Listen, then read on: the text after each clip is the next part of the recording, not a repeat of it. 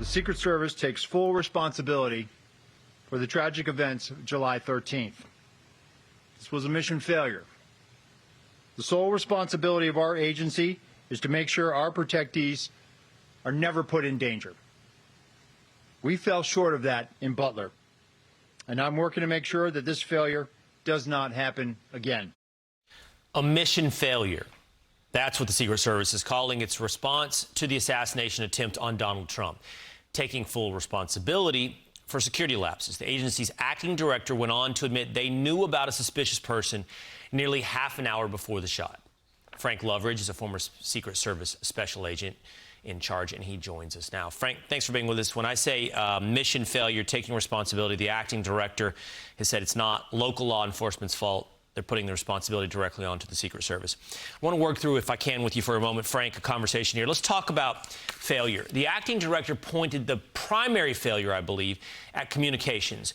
No direct communications between Secret Service counter-snipers, and local law enforcement who had spotted or were in the closest proximity to the shooter. In your estimation, is that the biggest failure? I mean, in some instances, it looks like they were communicating via text. They didn't have direct earpiece communication or something like that. They were texting each other. Yeah, well, thanks for having me on. And yes, I would say communication is probably the biggest failure, but there are multiple failures that took place. It's been 21 days since this event occurred, and we're still conducting a mission assurance investigation. There are still people, they say, that need to be interviewed. We need to get those interviews done, and we need to get some answers. We need to get them fast. Communication, when you have sniper teams, U.S. Secret Service sniper teams and local teams that are not communicating when they see a threat out there, that's a big issue. But the biggest thing is the detail leader are not getting the information. There's a man on the roof with a gun to be able to move President Trump, former President Trump, off the X and get him to a safe location quickly and complete that body bunker. That didn't happen until after shots were fired. That's right. Unacceptable. Well, I'm going to follow up just real quickly, since you bring up counter snipers.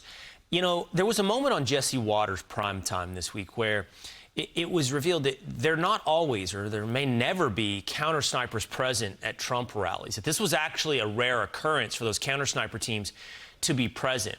Now, we know how quickly they neutralized the suspect. I mean, he was capable of getting what it was, 6, 7, 8 shots off before he was taken out by counter snipers.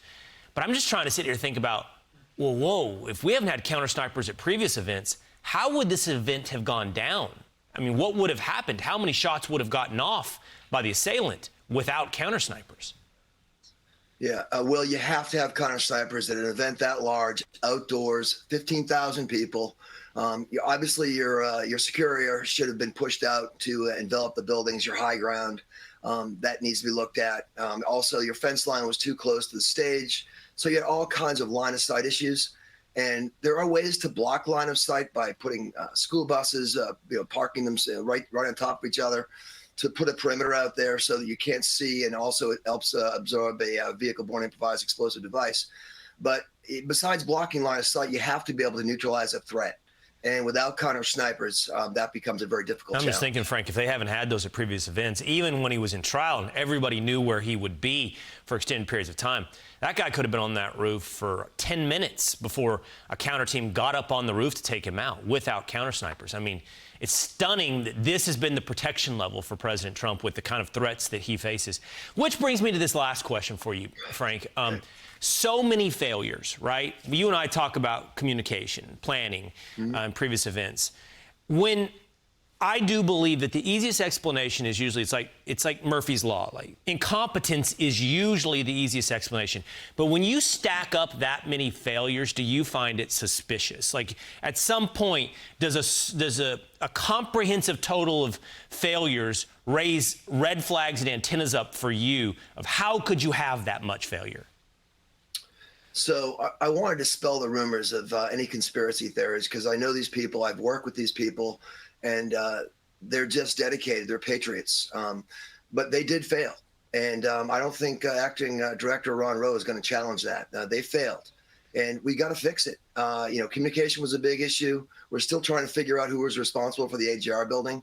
But you know what? You can delegate responsibility, but you can't delegate accountability. And we're accountable for this. Could we be stretched too thin? Do we have enough assets? I don't think we have the right assets there. I think anyone that has done this before who has been on the president's detail and seen the level of protection we give the president, we need to give that to a potential president, former President Trump, who's running for presidency.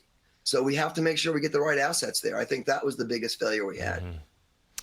A lot of failure that raises more questions. Obviously, that hopefully through answers leads to accountability. Frank Loveridge, thanks for being with us this morning. I'm Steve Ducey. I'm Brian Kilmeade. And I'm Ainsley Earhart. And click here to subscribe to the Fox News YouTube page to catch our hottest interviews and most compelling analysis.